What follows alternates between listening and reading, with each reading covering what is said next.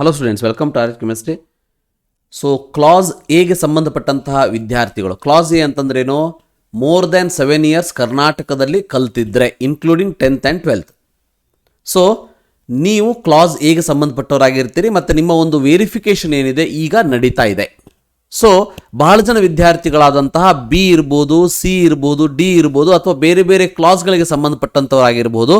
So ಅವರು ಯಾವ ಒಂದು ದಿವಸ KEAಗೆ ಅಥವಾ ಎಲ್ಲಿ ಹೋಗಿ ನಾವು ಡಾಕ್ಯುಮೆಂಟ್ ವೆರಿಫಿಕೇಷನ್ ಮಾಡ್ಕೊಂಡು ಬರಬೇಕು ಅಂತ ಹೇಳ್ತಾ ಇದ್ದಾರೆ. ಸೊ ಅದರ ಒಂದು ಕ್ಲಾರಿಟಿಯನ್ನು ಕೊಡೋದಕ್ಕೆ ಒಂದು ವಿಡಿಯೋವನ್ನು ಮಾಡ್ತಾ ಇದ್ದೀನಿ. ಸೊ ದಯವಿಟ್ಟು ತಿಳ್ಕೊಳ್ಳಿ, ಕ್ಲಾಸ್ ಎ ವಿದ್ಯಾರ್ಥಿಗಳಿಗೆ ಅವರಿಗೆ ಸಂಬಂಧಪಟ್ಟಂತಹ BO ಆಫೀಸಸ್ಗಳಿಗೆ ಹೋಗಿಬಿಟ್ಟು ಡಾಕ್ಯುಮೆಂಟ್ ವೆರಿಫಿಕೇಷನನ್ನು ಮಾಡ್ಕೊಂಡು ಬರೋದಕ್ಕೆ KE ಅವರು ತಿಳಿಸ್ಕೊಟ್ಟಿರುವಂಥದ್ದು. ಹಾಗಾದರೆ ಕ್ಲಾಸ್ ಬಿದಿಂದ ಮುಂದಿರೋರು ಏನು ಮಾಡಬೇಕು? ಏನೂ ಮಾಡೋ ಅವಶ್ಯಕತೆ ಇಲ್ಲ. ನೀವೀಗ ರಿಲ್ಯಾಕ್ಸ್ ಮಾಡಿ ಅಷ್ಟೇ.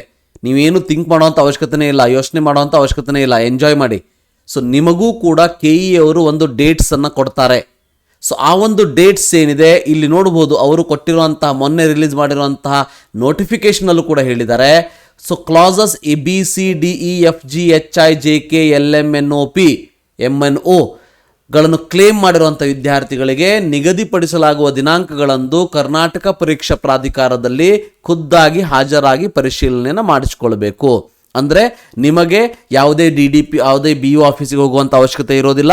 ಡೈರೆಕ್ಟಾಗಿ KEAಗೆ ಹೋಗಿಬಿಟ್ಟು ನೀವು ನಿಮ್ಮ ದಾಖಲೆಗಳನ್ನು ವೆರಿಫಿಕೇಷನ್ ಮಾಡ್ಕೊಂಡು ಬರಬೇಕು. ಅದಕ್ಕೆ ಡೇಟ್ಸ್ ಯಾವಾಗ ಅಂತ ಅಂದರೆ ಡೇಟ್ಸನ್ನು KE ಅವರು ಕೊಡ್ತಾರೆ. ಅಲ್ಲಿ ತನಕ ಪೇಷನ್ಸ್ ಇರಲಿ, ವೇಟ್ ಮಾಡಿ. ಹಾಗಾದರೆ KE ಅವರು ಯಾವಾಗ ಕೊಡ್ಬೋದು? ನನ್ನ ಅಂದಾಜಿನ ಪ್ರಕಾರ ಜುಲೈ 15 ಆದಮೇಲೆ ಕೊಡ್ತಾರೆ. ಆದಮೇಲೆ ಕೊಡಬೇಕು ಕೂಡ. ಯಾಕಂತಂದರೆ ತಮಗೆಲ್ಲರೂ ಗೊತ್ತೇ ಇದೆ, ಆಲ್ರೆಡಿ ಬೆಂಗಳೂರಿನಲ್ಲಿರುವಂತಹ ನಾರ್ತ್ 4 BO ಮತ್ತು ಸೌತ್ 4 BOಗಳನ್ನು ಕರ್ನಾಟಕ ಪರೀಕ್ಷಾ ಪ್ರಾಧಿಕಾರಕ್ಕೆ ಕರೆಸ್ಕೊಂಡಿದ್ದಾರೆ. ಅಂದರೆ KE ಆವರಣದಲ್ಲೇ ಅವರ ಒಂದು ಡಾಕ್ಯುಮೆಂಟ್ ವೆರಿಫಿಕೇಷನ್ ನಡೀತದೆ. ಸೊ ಆ ಒಂದು ಕಾರಣಕ್ಕಾಗಿ ಡೆಫಿನೆಟ್ ಆಗಿ ಜುಲೈ 15 ಆದಮೇಲೆ ಬಿದವರಿಗೆ ಹೇಳ್ಬೋದು, ಅಥವಾ ಬೇರೆ ಏನಾದರೂ ಆಲ್ಟರ್ನೇಟಿವ್ ವ್ಯವಸ್ಥೆಯನ್ನು ಮಾಡಿ, ಬೇರೆ ಬಿಲ್ಡಿಂಗ್ನಲ್ಲಿ ವ್ಯವಸ್ಥೆಯನ್ನು ಮಾಡಿಬಿಟ್ಟು ಬಿ ಅವ್ರನ್ನ ಕರಿಬೋದು. ಆದರೆ ನನ್ನ ಅಂದಾಜಿನ ಪ್ರಕಾರ ಜುಲೈ 15 ಒಳಗೆ ಕರೆಯುವಂಥ ಪಾಸಿಬಿಲಿಟಿ ಬಹಳ ಕಡಿಮೆ ಇದೆ. ವೇಟ್ ಮಾಡೋಣಂತೆ. ಬಟ್ ಅವರು ಕೊಟ್ಟ ತಕ್ಷಣ ನಿಮಗೆ ತಿಳಿಸುವಂಥ ಪ್ರಯತ್ನವನ್ನು ಮಾಡ್ತೀನಿ. ನನ್ನ ಚಾನಲ್ನ ಸಬ್ಸ್ಕ್ರೈಬ್ ಮಾಡ್ಕೊಂಡಿರಿ ಮತ್ತು ನಿಮ್ಮ ಫ್ರೆಂಡ್ಸ್ಗಳು ಕೂಡ ಇದನ್ನು ಶೇರ್ ಮಾಡ್ಕೊಂಡಿರಿ ಅಷ್ಟೇ. ಸೊ ಅಲ್ಲಿಯವರೆಗೆ ಕ್ಲಾಸ್ ಬಿದಿಂದ ಹಿಡಿದು ಮುಂದೆ ಯಾವ ಕ್ಲಾಸ್ ಅವರು ಕೂಡ ಈಗ ಯೋಚನೆ ಮಾಡುವಂಥ ಅವಶ್ಯಕತೆ ಇಲ್ಲ. Don't worry, relax. Thank you. Have a nice day.